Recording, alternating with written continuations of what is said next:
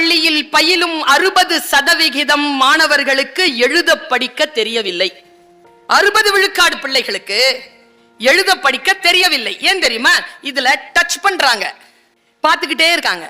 கேட்பதோ வாசிப்பதோ எழுதுவதோ குறைந்திருக்கிறது. ஒண்ணுமே தெரியாது. பேசிக் தமிழ் எடுப்பேன். குஜராத் பொண்ணுக்கு பேசிக் தமிழ் எடுத்த அது கண்ணீரோட வந்து எனக்கு நன்றி சொல்லுச்சு. நான் பெற்ற பரிசுகளில், நான் பெற்ற ஊதியங்களில் ஆக பெரிய பரிசு அந்த கண்ணீர் துளிதான்.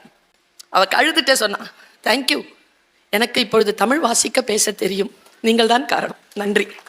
அழுதா பாருங்க. அந்த துளிதான் எனக்கான ஊதியம் என்று நான் நினைத்தேன். நான் மொழி ஆசிரியர். நம் குழந்தைகளுக்கு மொழி தெரியவில்லை என்பது நான் அறிந்த செய்தி. இன்னும் கவலையான செய்தி என்ன தெரியுமா? நேச்சுரல் லாங்குவேஜ் ப்ராசஸிங் என்கின்ற இயற்கை மொழியியல் ஆய்வு முறை, இயற்கை மொழியியல் ஆய்வு முறை இதை உறுதிப்படுத்துகிறது. என்னன்னா, இதன் மூலம் கணினிகள் உலக மொழிகளை வேகமாக கற்கின்றன.